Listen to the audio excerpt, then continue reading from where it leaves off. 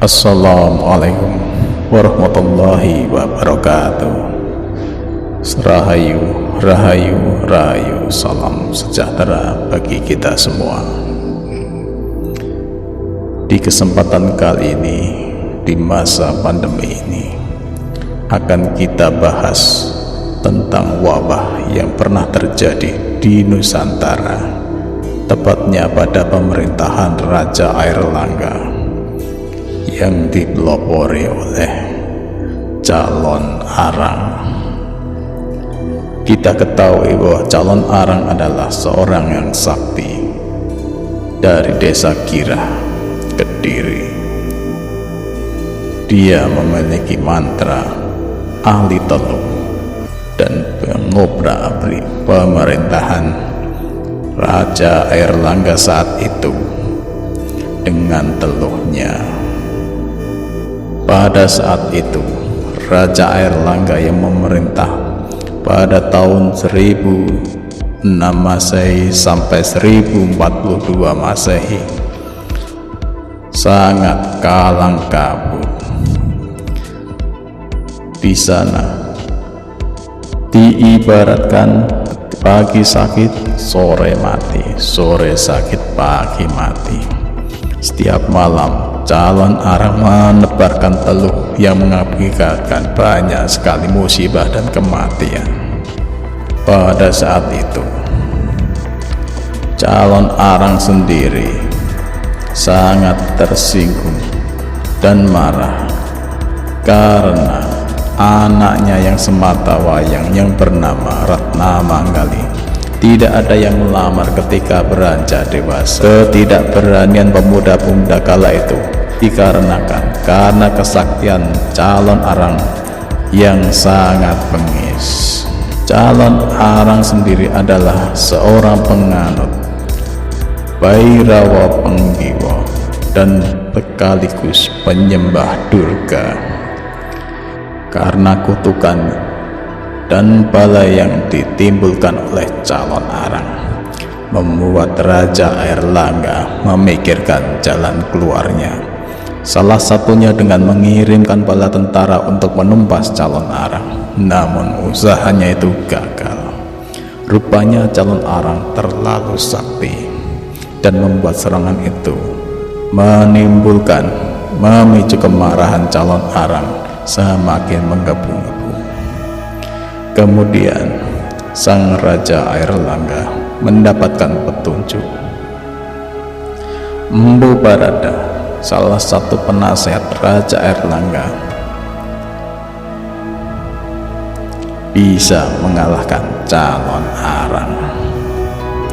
Salah satu strategi yang dilakukan Empu Barada adalah mengawinkan salah satu muridnya yang bernama Empu Bahula dengan Ratna Manggali, putri dari Calon Arang. Dikisahkan bahwa lamaran diterima oleh Calon Arang dan kawinlah Bahula dengan Ratna Manggali dan tinggallah di rumah mertuanya. Dari Ratna Manggali diketahui bahwa Calon Arang sendiri selalu membaca kitab di tengah malam dengan melakukan ritual angker, yakni di kuburan. Tentu saja informasi dari Ratna Manggali sangat diperlukan untuk meredam amarah dari Calon Arang. Informasi itu disampaikan kepada Empu Barada. Setelah diketahui bahwa Calon Arang memiliki kitab yang sangat sakti, maka Empu Barada menyusul ke desa Girah, menyembuhkan orang-orang yang dia temui oleh kutukan dari Calon Arang. Sesampainya di desa Girah, Empu Barada bertemu dengan Calon Arang. Empu Barada memperingatkan Calon Arang agar menghentikan kutukannya menebar teluh karena telah banyak menebarkan kesengsaraan dan derita kepada rakyat. Sebenarnya calon arang sendiri bersedia menuruti Barada asalkan ia diruat oleh Barada untuk melebur dosa-dosanya. Namun Empu Barada tidak mau menuruti karena dinilai dosa calon arang terlalu besar. Maka terjadilah pertengkaran antara calon arang dengan Empu Barada, dan terjadilah pertempuran sengit antara Empu Barada dan calon arang. Dua orang sakti saling bertarung.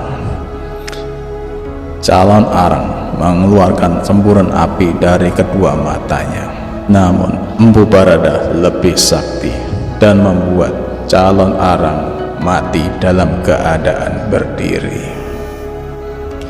Di akhir cerita, calon arang berhasil dihidupkan lagi.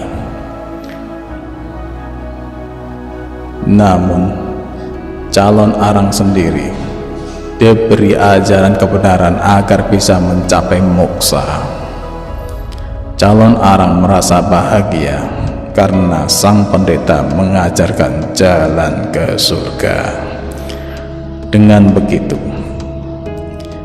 segala penyakit, wabah dan teluh yang disebarkan oleh calon arang sirna, dan saat itu Daha Kediri aman tentram. Apa yang bisa kita ambil dari kisah ini? Seseorang yang sakit hati bisa menyebabkan malapetaka dan menyebarkan penderitaan bagi orang banyak jika tidak ada komunikasi, terutama yang berhubungan dengan harga diri. Dengan diketahuinya permasalahan itu, banyak sekali nilai-nilai yang bisa diambil.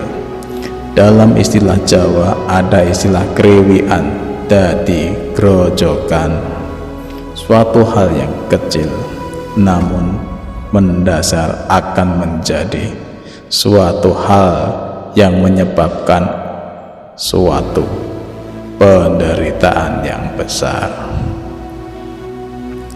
Semoga kita bisa bertemu lagi di ulasan selanjutnya. Wassalamualaikum warahmatullahi wabarakatuh.